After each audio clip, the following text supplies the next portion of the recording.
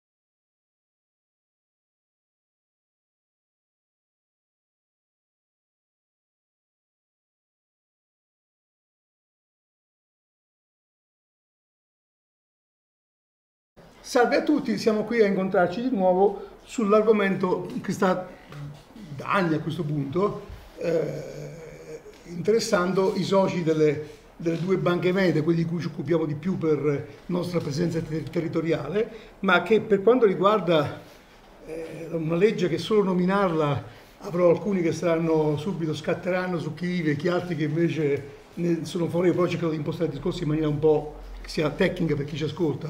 La 205 riguarda anche le 4 banche risolte, quindi Cari Ferrara, Banca Etruria, Cari Chieti e la Banca Marche. Dico bene, no? Quindi questo qui è l'ambito in cui ci muoviamo. Chiaramente quello che diciamo, per forza saremo più portati a parlare, perlomeno io personalmente, di Veneto Banca e Popolare di Vicenza, però quello che diremo molto probabilmente si applicherà anche ad altre banche, sperando che non arrivino altre nel frattempo, perché non mi sembra che il mondo bancario sia totalmente consolidato e tranquillo.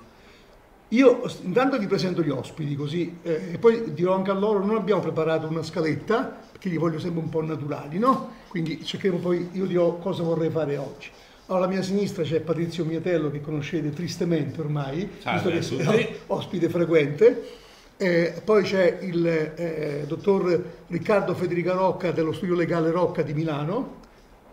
Salve a tutti. Anche chi legge Vicenza Più spesso trova sue opinioni, sue pareri, perché noi le opinioni e i pareri li ospitiamo, a volte li chiediamo e comunque li ospitiamo sempre. E poi il dottor Gianni Miazzi dell'Associazione Banche. Prego? Non dottore. E mi ha detto Gianni, dottore, quindi Gianni, basta Gianni. E lasciamo dottore lì al medico, se non cambiamo la scritta, lasciamo dottore sul campo, la nominiamo dottore ad honorem, va bene? Gianni Miazzo dell'Associazione Soci Banche Popolari. Poi Veneto non vede, ci dirà lei perché avete cambiato nome nel frattempo, ma questo non è fondamentale. Allora, dicevo, io farei questo tentativo oggi. Abbiamo il dottor Riccardo Federico Rocca, che è essenzialmente un tecnico, anche se logicamente segue delle filosofie legali che fanno parte del suo studio e così via. Però non è presidente di un'associazione, chiamiamolo così, quindi lo richiamerò a essere più tecnico e meno di parte possibile. Patrizio Miatello è stato con le associazioni che chiamiamo unite per il fondo, tanto per identificarci, quindi Codacons, Adusbef,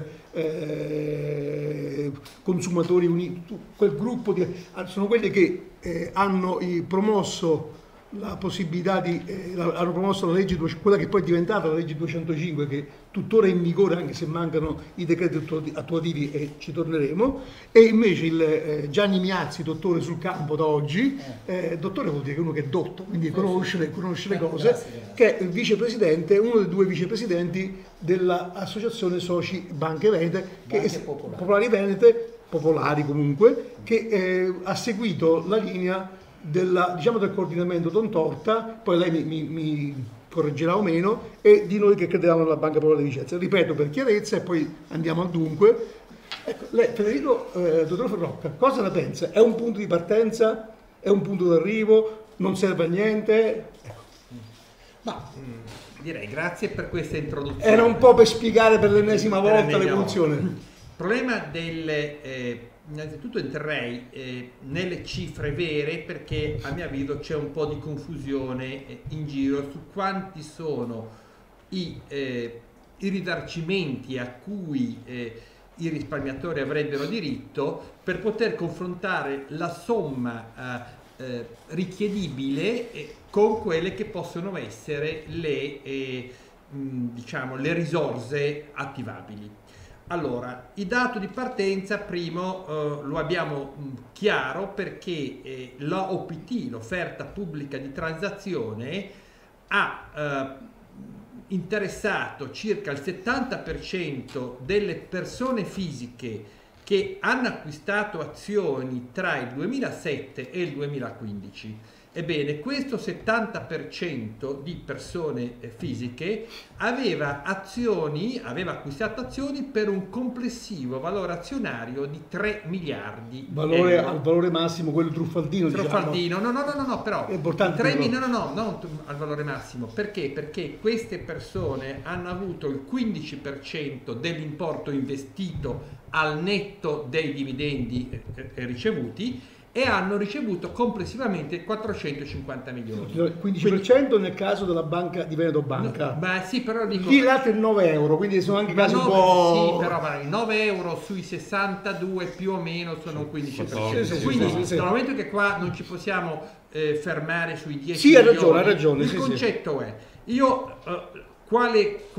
quali dati di cui possiamo disporre? Abbiamo 450 milioni erogati, che in base a quanto è stato comunicato erano pari al 15% di un ammontare. Questo ammontare era 3 miliardi, sì. Però questo ammontare era il 70% degli aventi diritto, quindi vuol dire che sono rimasti fuori tanti azionisti che avevano un capitale azionario di circa 1 miliardo e 3. Quindi oggi abbiamo una situazione in cui la cifra che rappresenta il perimetro identificato dalle 2 banche come azionisti che hanno comprato azioni fra il 2007 e il 2015 e sono stati considerati ingannati, quindi togliamo da questo perimetro chi ha fatto le baciate, perché chi aveva fatto le baciate o chi era finanziato dalla banca non ha avuto l'accesso all'OPT, comunque non è stata neppure proposta, e non considera neppure tutte le azioni che erano state acquistate ante 2007. Quindi la cifra di partenza deve essere, abbiamo 4 miliardi e 3 di valore azionario già al netto dei dividendi, che ha rappresentato un punto di riferimento per chi ha gestito le 2 banche venete e che doveva decidere chi invitare ad aderire alla transazione. Se questo è il perimetro, dobbiamo chiederci 1,5 miliardi chi andrà a soddisfare, in che misura. Le chiedo di interromperla perché secondo me questa strada è corretta fino a un certo punto, non è corretta nell'interpretazione della legge che esiste. Io mi devo attenere alle fantasie. No, non è una fantasia. Chiedo scusa un secondo. L'analisi sua su quel perimetro 2007-2015 l'abbiamo fatta più volte. Una partenza, è un punto di partenza. Okay. Ecco, questa legge estende in maniera chiara. E se non lo facesse, chiediamo a chi di dovere di farlo, estende la fruibilità, non lo limita al perimetro 2007-2015, non è scritto da nessuna parte, parla addirittura, estende anche a chi avesse già fatto altre transazioni. Poi possiamo interpretarla come vogliamo, ma io leggo da cittadino e leggo anche con dei legali che non hanno associazioni, che non difendono, ho fatto una verifica col professor Rellero per esempio, che non tutela nessun risparmiatore della banca, così evitiamo anche, perché ognuno di noi si convince di qualcosa e magari diventa in perfetta correttezza. Allora, quella legge, basta leggere, se poi la tiriamo fuori, non limita al 2007, dice anche chi è ereditato, non c'è scritto da nessuna parte da quando a quando. Le banche hanno giocato all'epoca, noi polemizzammo all'epoca su quei 10 anni, perché dicevano ci sono 10 anni di prescrizione, bla bla bla. Sì. Però quello è un accordo privato tra due banche private e cittadini privati. Qui c'è uno Stato che dice io voglio rimborsare quelli che sono vittime, io li chiamo così per semplicità, di reati finanziari, quelli che poi non vanno dimostrati, questo è un altro equivoco, non vanno dimostrati con sentenze, vanno dimostrate perché manca l'informazione, manca quello che c'è scritto nel Common 1106 della 205, non mette i limiti di anno, non mette i limiti su chi già ha acquisito denaro con le transazioni, dice soltanto che va defalcato l'eventuale importo già percepito in transazioni precedenti, lo dice in maniera molto molto chiara.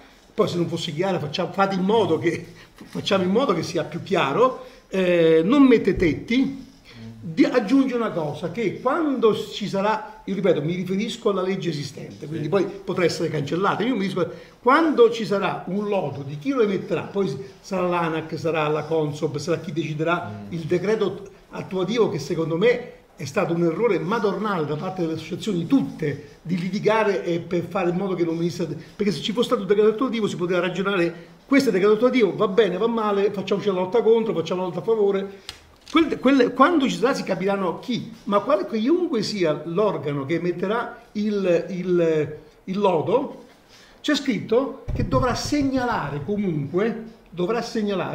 quanto già si è percepito, a parte le transazioni, a fronte di altre transazioni finanziarie. Le faccio un esempio, se le do un dato, ci sono dai verbali della Procura di Vicenza, quelli a cui ho potuto avere accesso, non sono riuscito ad avere accesso su questo argomento a cui di Veneto Banca, 22.000 soci hanno ceduto azioni in maniera lecita, non sto mettendo in discussione la liceità, fino al 2012, per importi anche consistenti, al massimo del valore azionario.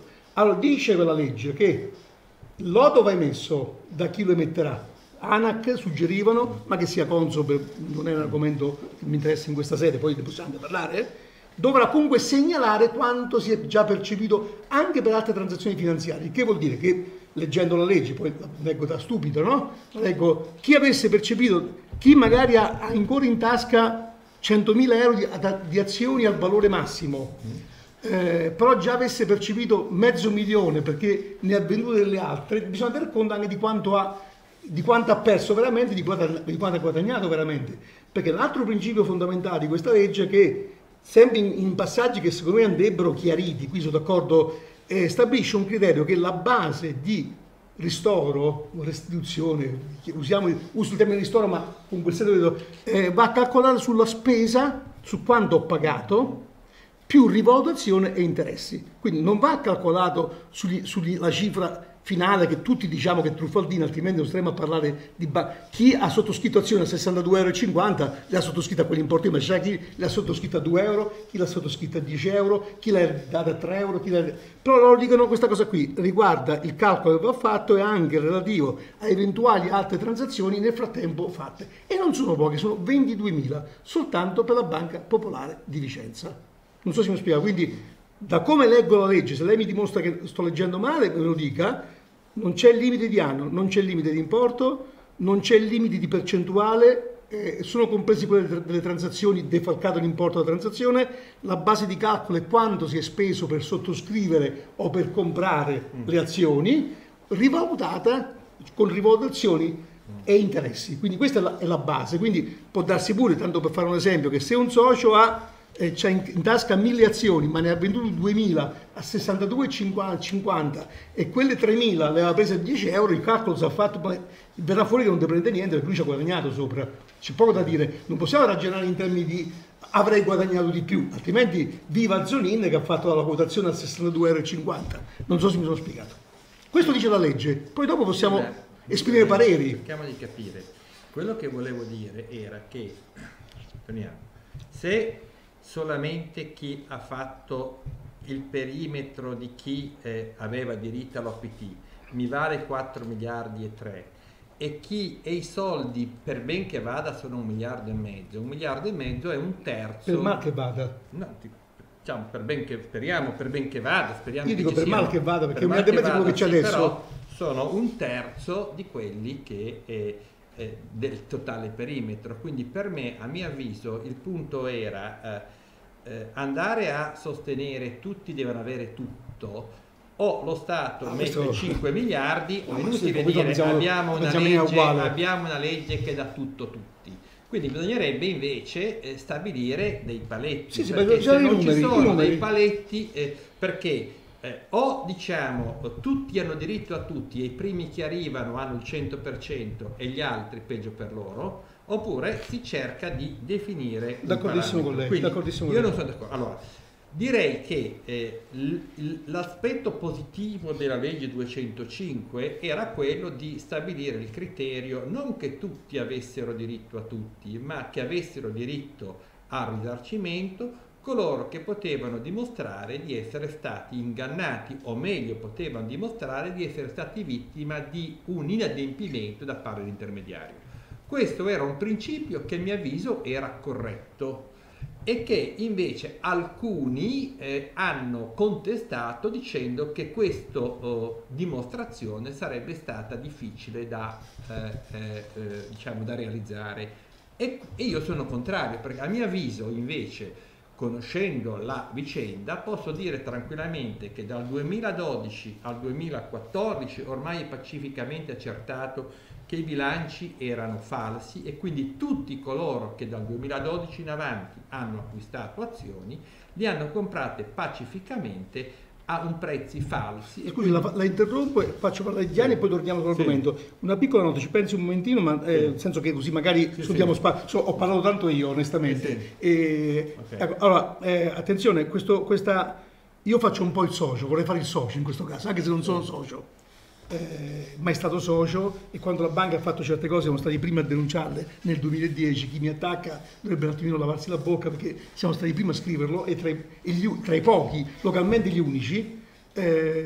Allora, il fatto che sia inequivocabile che la banca, lei ha detto dal 2012 in poi, ho detto i bilanci falsi. Abbia fatto bilanci falsi, è pacifico. Questo lo dicono anche le sanzioni postume della Consob e di Banca d'Italia, che ancora oggi, se lei va a guardare, ci sono sanzioni della Consob che vengono emesse a carico, quindi quello è pacifico.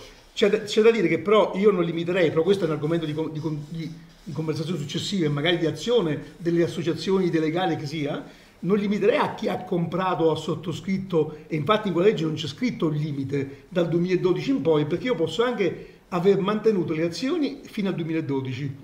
Diciamo che non ho mai sottoscritto azioni dal 2012 in poi, quindi non rientro in quella strettoia che dice i bilanci erano sicuramente falsi, no? Giusto, no? Segue il suo ragionamento. No, io però volevo completare, poi tornerà. Volevo completare. Sì, poi la faccio tornare, se non possiamo parlare. Se facciamo mezzo di intervento, ognuno, compreso me. Allora, se quello è un perimetro e poi ci torna, io posso essere un socio che non ha comprato dopo, ma ho mantenuto azioni perché la banca andava bene, mi dicevano che andava bene, quindi io non ho chiesto l'accesso alla vendita che ancora era possibile all'epoca.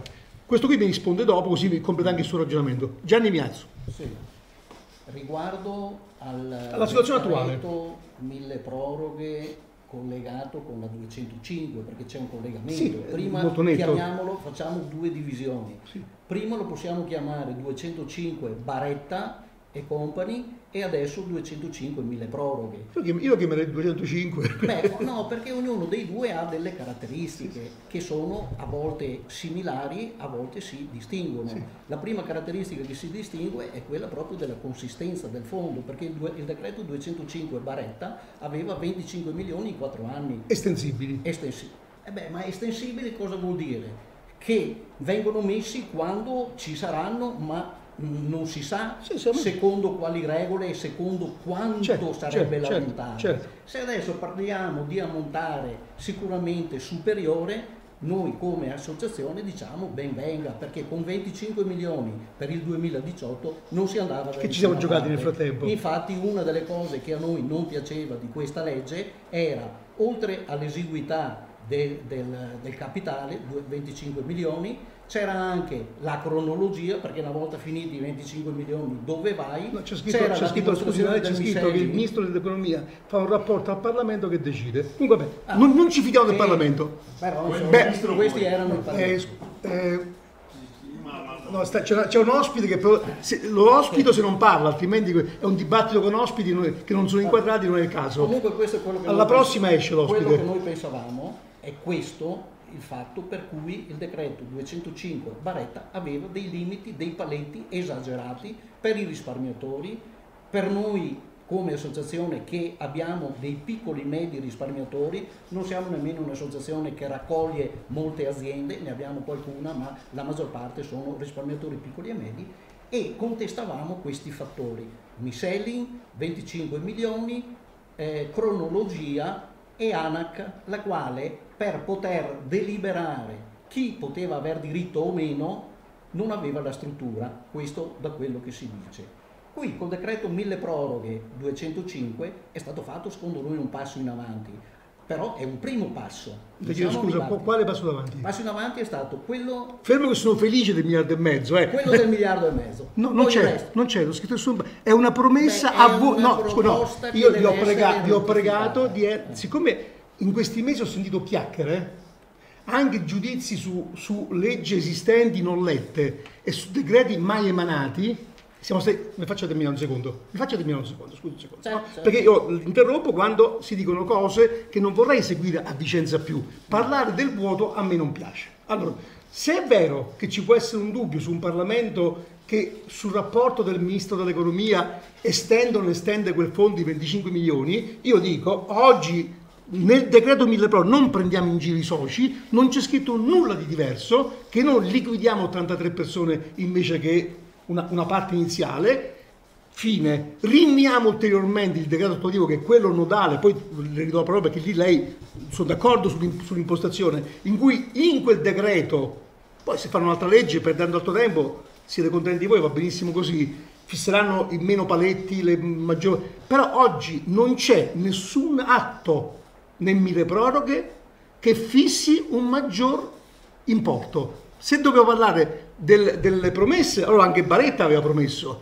Oggi Baretta aveva promesso e non ha mantenuto, perché è stato esautorato giustamente come vi pare, ma ad oggi c'è una promessa di 1,5 miliardi. Non vedo scritto da nessuna parte 1,5 miliardi. Allora, diciamo perché io ho fatto polemica con alcune associazioni perché parlano di aria fritta. Prendo per buono, ho detto, la promessa di Di Maio, ma non è ancora scritta. Infatti nel mio articolo esorto a scrivere al Presidente Conte di attuare il decreto, perché sono promesse, di promesse ne avete sentite, quante ne avete sentite voi?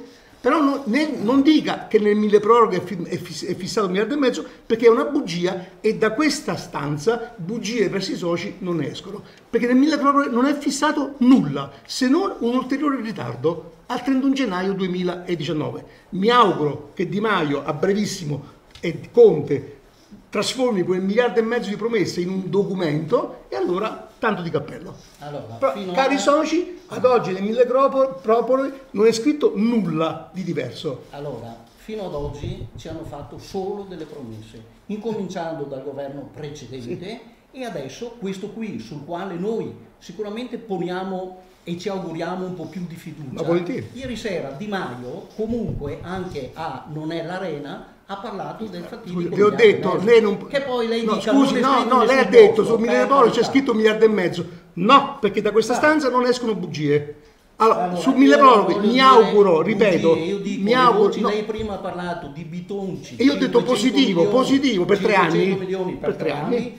E Di Quindi Maio continua a parlare forse non mi spiego, mi alzo. Se da qui non escono notizie false. Allora lei ha detto che nel milleproroghe ci sia 1,5 miliardi. Nel milleproroghe io mi auguro che ci sia, nel milleproroghe non c'è e non ci sarà più perché è già approvato ed è congelato. Se verrà fuori un decreto attuativo o una nuova legge in cui scriveranno 1,5 miliardi, quello che dice è vero. Non prendiamo in giro per l'ennesima, non lei, in generale, non prendiamo in giro per l'ennesima volta i soci, perché 1,5 miliardi non è scritto da nessuna parte. L'Arena, TG3, sono luoghi di chiacchiere come questo. È come se dicessi, ho parlato con chi ci sta oggi nel PD, Martina, che mi ha detto che ne mette 2 miliardi. No, lei non può dire, mi scusi, lo impedisco che sono diventato responsabile, lei non può dire che nel milleproroghe c'è 1,5 miliardi.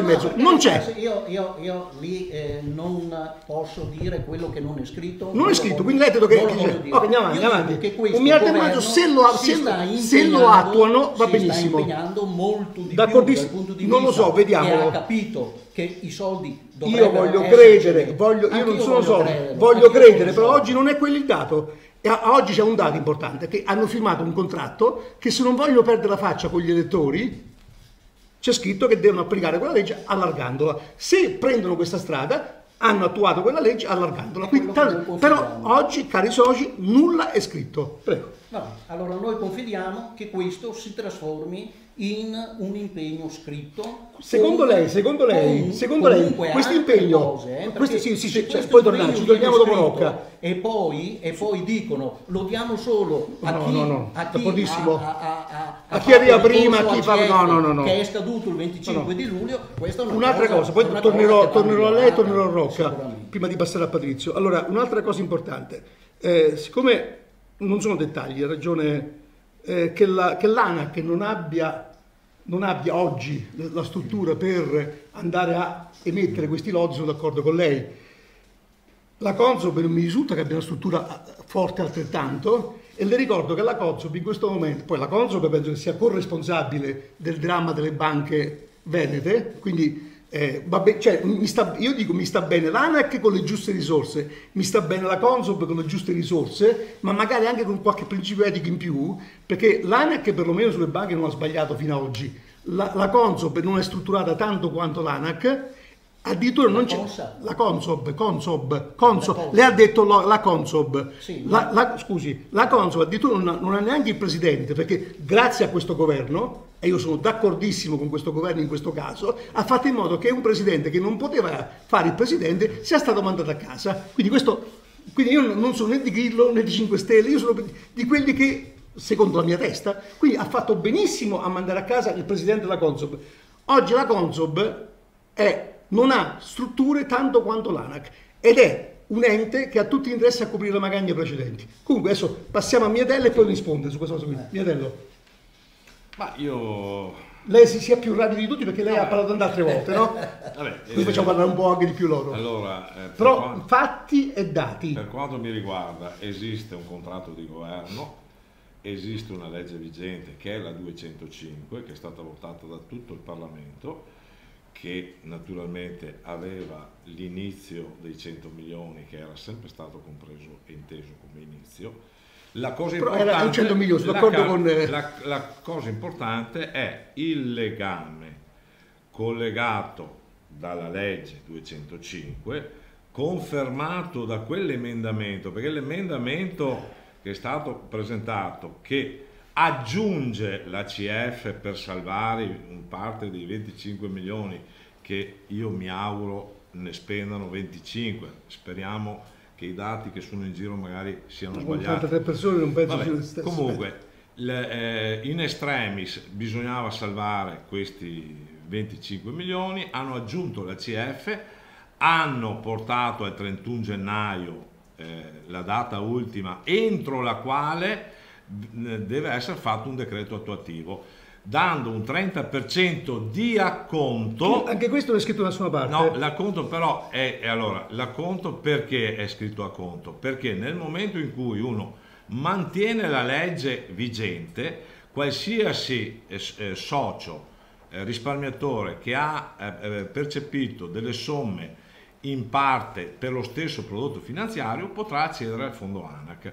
Questo lo dice la legge, quindi non hanno modificato, non hanno cancellato niente. No, aspetta, scusi, come ho introdotto Miazzo devo interrompere anche lei. Io ho simpatie per tutti, però per la verità.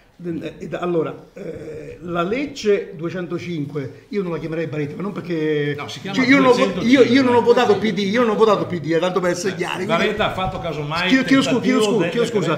Se no, sa cos'è? È stato un errore delle associazioni. Lui non mi sembra che sia del PD, no? No, proprio. Da quello che so, anzi, questo che volevo scusi, no, me lo faccia precisare. Sì, come no? Certo, quando tocca a lei dopo? No, la nostra associazione è apolitica e apartitica. Sì, ma allora, io sto dicendo che alcune associazioni, e perciò la pregavo di chiamarla 205, hanno fatto su questa situazione dei soci, hanno fatto speculazione politica. Alcune, quindi io sono largo, tutte le associazioni che hanno la legge Baretta, no, a parte che il decreto Baretta non esiste un decreto, quella è una legge. Quindi, ma non è stato attuato. No, allora la legge non è legge Baretta, è legge 205. Lo dico per precisione, perché non si fa come se Di Maio fa una legge Di Maio, la chiamiamo Di Maio, ma la legge non è Di Maio, c'è la legge 205. La cambiano benissimo, prima del 32 gennaio benissimo, però non è legge Baretta, se si fa in polemica politica. A me non mi interessa, no? E io non ho votato PD, quindi tanto per essere chiaro, non ho votato né Lega, né PD, né Movimento 5 Stelle. Tanto per essere un pochettino... E io sono molto solitario nel mio modo di votare, no? Allora io nasco liberale e parlo col pubblico di una persona. Da nessuna parte del Mietello quella legge fa presupporre che, fa immaginare che, fa sperare che, ma da nessuna parte c'è scritto che sia un acconto, quello che verrà dato, da nessuna parte c'è scritto il 100... Possiamo dire che siccome non dice che un saldo può essere un acconto, siccome non dice che non c'è un tetto, non ci sarà il tetto, però dobbiamo, come ho detto a Miazzo prima, ma con forza, ma con il mille proroghe non cambia niente nei termini reali se non dilazionare ulteriormente la data, caro, neanche lei può dire che in quella legge c'era il 100%, che c'era l'acconto, e anche oggi, quando per chi verrà liquidato dalla CET, che sono 83 persone, quindi vuol dire che con 25 milioni pochi, ma ce li siamo giocati, se da 1,5 miliardi va bene, però quei 23 milioni ce li siamo giocati, che dichiari Bitonci, che dichiari Mattarella, così ci mettiamo sopra le parti, nessuno ha scritto che quello è un acconto, sia ben chiaro, quindi che poi si punti ad aver tutto, poi torniamo così, c'ho la palla da passare a dottor Rocca, che si punti ad aver tutto possa essere, piacerebbe però in uno Stato così sfaldato, parlo di debiti pregressi, che si pensi di poter ristorare o dare indietro tutto a tutti, io sarei un attimino dubbioso. E una cosa aggiungo, poi ridò un minuto a lei perché lei ha parlato altre volte, non perché la censuro, in effetti io sottolineerò anche un'altra cosa, che il Parlamento di prima, quindi il Parlamento, per me vecchio il Parlamento vale ancora qualcosa, il Parlamento attuale, che sono cambiate le maggioranze, giusto, no? Per la prima volta nella storia, non vorrei dell'Occidente, poi magari Rocca mi correggerà, per la prima volta stabilisce un principio, che se un risparmiatore, l'abbiamo definito che risparmiatore, ma che se un investitore, no? Che comunque mette dei soldi da qualche parte e gli vengono date delle informazioni sbagliate, no? Mettiamo così, ha diritto a riavere tutti in parte i suoi soldi. Allora, non mi sembra che i soci della Lehman Brothers abbiano ripreso i loro soldi, per esempio, no? Questa è una legge che secondo me lavoriamo tutti, la stampa, le associazioni, gli avvocati, i consulenti, perché venga attuata nel modo migliore possibile, nel modo più incrementale possibile, però tenendo presente che è una rivoluzione. Non è un caso, Miazzo, poi faccio parlare Rocca e poi tocca a lei, non è un caso che questa legge, ma 30 secondi, non è un caso che questa legge venga di fatto, ancora non ci sia il decreto attuativo, Piazza se lo chieda, perché il governo Gentiloni, che poteva farsene merito, non ha firmato il decreto attuativo? Non certo per colpa delle associazioni. No, perché c'è un sistema sopra che sovrasta finanziario, che sovrasta Gentiloni e che sovrasta anche l'attuale governo, che non vuole quella legge.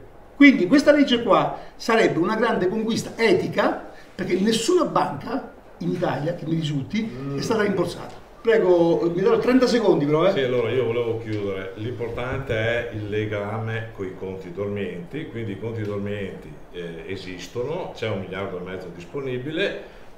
Aggiungo che il legame fa ben sperare che questo sia un acconto. Perché? Perché ogni anno si prescrivono mediamente da minimo 150, comunque una media di 200-250 milioni l'anno, che andrebbero a incrementare il fondo e alimentarlo. Quindi cos'è che vogliamo noi e abbiamo bisogno adesso da questo governo? L'attuazione del fondo, naturalmente precisando questi piccoli punti, ecco che non sono piccoli, naturalmente la semplificazione, che è quella che abbiamo sempre chiesto in base alla violazione penale, della legge penale, e poi naturalmente la detenzione, che è sempre quello che noi abbiamo chiesto, cioè tu non mi hai informato, se io ho ereditato le azioni da 1800, siccome non mi hai informato io ho diritto al danno, punto. Questo è quello che noi chiediamo. Però così lei può ripetere il discorso dove l'ho interrotta, perché lei non aveva completato, mi ha detto le considerazioni sul range di applicabilità. Sì, io ho usato quella parte del 2012 che era i bilanci chiaramente falsi. Due cose semplicemente. La prima è che a mio avviso dal 2012 in avanti non c'è alcun problema per nessuno a dimostrare l'inadempimento dell'intermediario. Per quanto riguarda il periodo 2007-2011, ovviamente se c'è un imprenditore che ha acquistato delle azioni, per il periodo 2007-2011 invece non si può operare sulla falsità del bilancio, ma bisogna operare sul fatto che è stato venduto un prodotto inadeguato, inappropriato. Quindi chi era un risparmiatore con scarsa conoscenza dei mercati finanziari, e ci sono tanti risparmiatori che avevano un unico rapporto di conto corrente, deposito titoli con la Banca Popolare di Vicenza o Veneto Banca, per questi diventa facilissimo dimostrare l'inganno subito, perché un'azione illiquida è certamente uno dei titoli più rischiosi che esistano. Uno ha un'azione, a chi la vende se non c'è un mercato? È evidente che tra il 2007 e il 2011, se uno era avvocato o commercialista o imprenditore, non potrà, a mio avviso, per questo periodo poter sostenere che quando ha comprato un'azione di una banca non si era reso conto che questa azione era comunque un prodotto che aveva. Però non è. Quindi comunque, al di là di questo, quello che io volevo, mi sembra, aggiungere a questo dibattito era questo punto. Il punto è che ad oggi, 1° ottobre, obiettivamente il governo non ha ancora messo sulla carta alcun impegno scritto. Perfetto. Il punto è: o noi ci fidiamo che il governo di qui al 31 dicembre faccia qualcosa, oppure pensiamo che non faccia qualcosa. Se noi pensiamo che non faccia niente, il discorso è chiuso, resta la 205 con 100 milioni.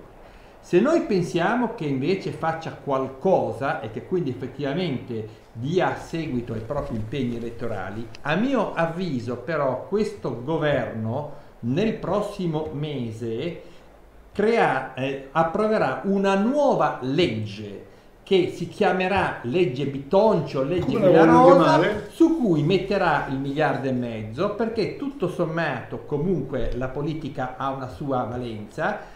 La 205 è una legge targata PD e il Movimento 5 Stelle e la Lega non avrebbe, a mio avviso, politicamente stesso, mettere 1,5 miliardi in una legge PD. È molto meglio dire il PD ha fatto una legge e sulla carta ha messo 100 milioni. Noi facciamo una legge e sulla carta mettiamo 1,5 miliardi. Questo mi sembra che sia, non, a mio avviso, o Quello che mi aspetto è o che faccia una legge e metta 1,5 miliardi, o che prenda in giro tutti e non faccia niente. Non mi sembra politicamente che avrebbe un senso mettere 1,5 miliardi nella legge del PD. Questo lo dico perché questa è una mia valutazione. Io ho preso spunto da lei. Questa è la mia valutazione politica, non tecnica. Io ho scritto in un mio articolo che ne pensano le associazioni che hanno promosso la 205. Questa è la mia posizione. Poi alla fine io, per quanto mi riguarda, sono un giornalista che si impegna e cerca di fare quello che può. Per me che la chiamino 205, che rimanga la 205 con tutto quello di cui si è parlato prima. Anche per me. Però io ho scritto che posso pensare veramente, no? Io penso, metto nelle panni del socio.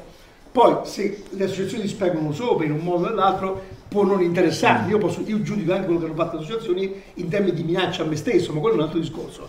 Se il governo attuale, questi impegni cumulativi che possono nascere, che nascono sicuramente come stimolo da un impianto precedente, ma lo trasformano con un impianto completamente proprio, a cui dare un proprio nome, perché per ascriversi totalmente il merito, a me personalmente, se io fossi socio, mi starebbe bene uguale, perché se raggiungo, sono ingegnere anche purtroppo, per fortuna, se raggiungo il risultato è importante che il risultato, poi lascio chiacchierare chi deve chiacchierare, perché no, ma è meglio anche il mio, perché se non avessi smosso le acque, no, è soltanto quello è un discorso, perché alla fine se su un IBAN arrivano dei soldi e arrivano dei soldi più o meno giusti, io penso che il socio, quindi che se il governo attuale vuole intestarsi completamente il merito di aver aderito alle richieste dei soci, a me, giornalista Giovanni Coviello, di direttore di Vicenza Più, a me sta benissimo. Io dico sempre, però, quando mi scrivono, premete perché vengono attuati gli impegni,